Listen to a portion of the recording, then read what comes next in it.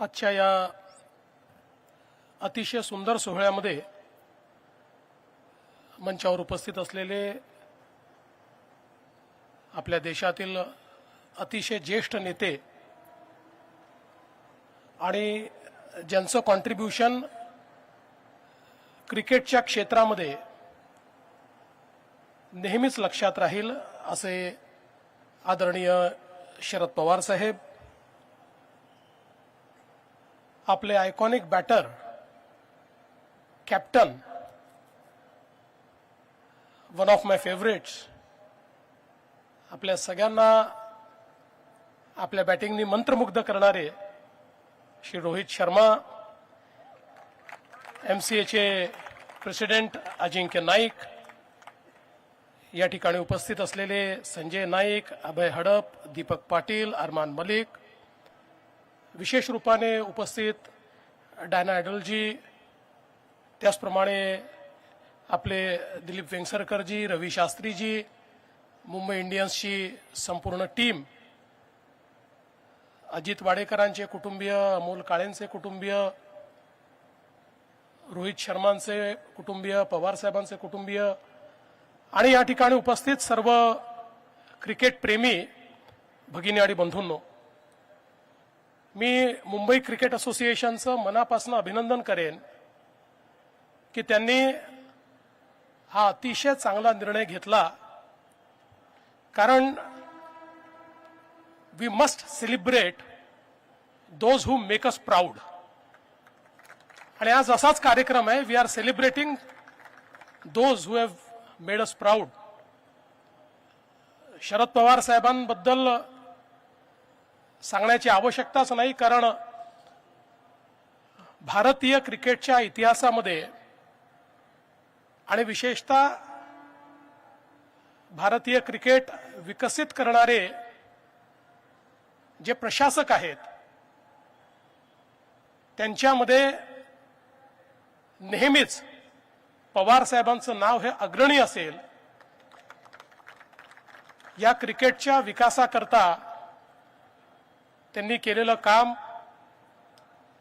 आयसीसीचे अध्यक्ष म्हणून, बीसीसीआयचे अध्यक्ष म्हणून, एमसीएचे अध्यक्ष म्हणून, हे निश्चितच आज ज्या स्टेजवर आपल्याला क्रिकेट पाहायला मिळत आहे त्यात अतिशय मोठं योगदान हे त्यांचं आहे. आणि म्हणून त्यांचं नाव या ठिकाणी स्टँडला देणं हे मला असं वाटतं की अतिशय योग्य अशा प्रकारचा निर्णय हा एमसीएने घेतलेला आहे. मी त्याबद्दल खरोखर एमसीएचं अभिनंदन करतो. अजित वाडेकरजी, मगाशी उल्लेख झाला, एक असे कॅप्टन 1971 मध्ये ज्यांनी आपल्याला ओव्हरसीज जिंकण्याची एक प्रकारे एक भेट दिली आणि वेस्ट इंडिज आणि इंग्लंड या दोन सिरीज जिंकून खऱ्या अर्थानं भारतीय क्रिकेटच्या इतिहासामध्ये एक वॉटरशेड मुवमेंट ही तयार करण्याचं काम अजित वाडेकरजींनी केलं. मगाशी वहिनी असं म्हणाल्या की थोडा उशीर झाला. मी असं म्हणेन, हम देर आए पर दुरुस्त आहे.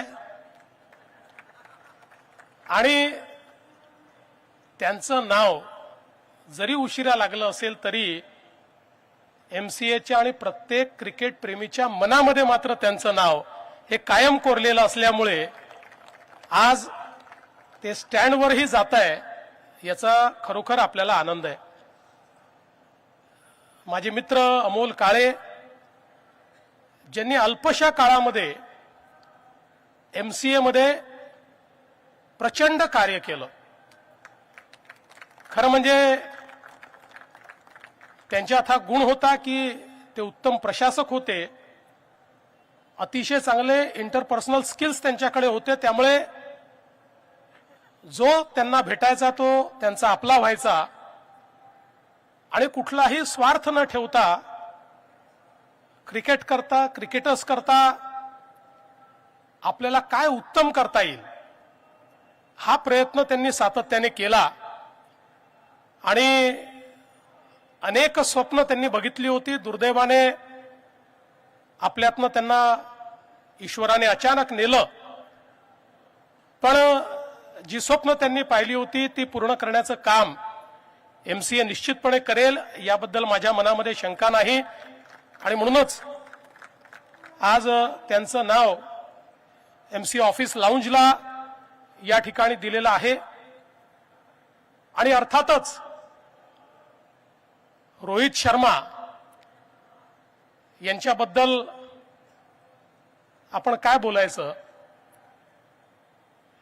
एक असे बॅटर की जे मैदानात आल्यानंतर मैदान दणाणून सोडतात आणि ज्यांनी बॅक टू बॅक 2 आंतरराष्ट्रीय अशा स्पर्धा भारताला जिंकून दिल्या की ज्या स्पर्धांबद्दल आपल्या मनामध्ये काही अपूर्ण इच्छा राहिल्या होत्या आणि त्या इच्छा त्यांच्या कॅप्टन्सीमध्ये आपण जिंकलो. आणि आपल्याला कल्पना आहे की त्यांचं जे मैदानावरचं अतिशय मोकळं वागणं असतं त्याच्यामुळेही त्यांची एक वेगळी प्रतिमा तयार झाली आहे. एक वेगळे कॅप्टन म्हणून त्यांनी एक आपली प्रतिमा निर्माण केली आहे. भारताच्या उत्कृष्ट कॅप्टनच्या मांदियाळीमध्ये रोहित शर्मा कधी जाऊन बसले हे आपल्याला समजलंच नाही, पण त्यांनी अतिशय लीलया या ठिकाणी कॅप्टन म्हणून, प्लेयर म्हणून, बॅटर म्हणून सगळ्या फॉर्मॅटमध्ये जो काही खेळ आपल्याला दाखवला तो खरोखर अतिशय सुंदर आहे. आणि आम्ही पण ही वाट पाहतोच आहोत की कधी त्यांचा एक शॉट हा थेट रोहित शर्मा स्टँडला जाऊन लागतो. तो क्षण देखील खूप पाहण्यासारखा असेल. आणि मला असं वाटतं की ही देखील एक मला असं वाटतं महत्वाचं सेलिब्रेशन आहे की एमसीएच्या इतिहासामध्ये जो आत्ता फॉर्मॅटमध्ये, इंटरनॅशनल फॉर्मॅटमध्ये खेळणारा खेळाडू आहे त्याच्या नावाने पहिल्यांदाच स्टँड एमसीए मध्ये होतोय. So that is a rare honour which is given to Rohit by MCA, which I think he deserves, which every one of us think that he deserves. आणि मला विश्वास आहे की यामुळे ते अधिक चांगलं खेळतील आणि अधिक काळ खेळतील. कारण चांगले खेळाडू हे कधी रिटायर व्हावे असं आपल्याला वाटतच नाहीत, पण निश्चितपणे ते अजून चांगलं खेळतील हा मला विश्वास आहे. खरं तर लोक पूर्वी असं म्हणायचे की लॉर्ड्स ही क्रिकेटची पंढरी आहे, पण खरी क्रिकेटची पंढरी तर वानखेडे स्टेडियम आहे. आणि याचं एक अजून कारण आहे, पंढरी तिथे देव आणि क्रिकेटचा देव म्हणजे सचिन तेंडुलकर, त्याचा पुतळा वानखेडे स्टेडियमवर आहे. त्यामुळे ही जी क्रिकेटची पंढरी आहे त्या ठिकाणी हे सेलिब्रेशन होत आहे ही खूप अतिशय महत्वाची गोष्ट आहे. पण त्याच वेळी वानखेडे स्टेडियम हे तर 50 वर्ष आपण सेलिब्रेट केले, पुढचे 50 वर्ष देखील हे सर्वात आयकॉनिक अशा प्रकारचं आपलं स्टेडियम राहील. पण त्याच वेळी मागच्या काळामध्ये अमोल काळे आणि अजिंक्य नाईक माझ्याकडे आले होते आणि त्यांनी एक इच्छा व्यक्त केली होती की आपल्याला एक स्टेडियम अजून बनवलं पाहिजे, किमान 1 लाख लोक बसू शकतील असं. आणि मी आजच या ठिकाणी सांगतो की अजिंक्यजी, तुम्ही जर प्रस्ताव दिला तर महाराष्ट्र शासनाच्या वतीनं उचित जागा तुम्हाला आम्ही देऊ. एक अजून मोठं स्टेडियम 1 लाख लोक किमान बसतील अशा प्रकारचं. कारण मुंबई आणि महाराष्ट्र क्रिकेट प्रेमींचं एक राज्य आहे आणि मुंबईने तर क्रिकेटला जे दिलेलं आहे ते सर्वांनाच माहिती आहे.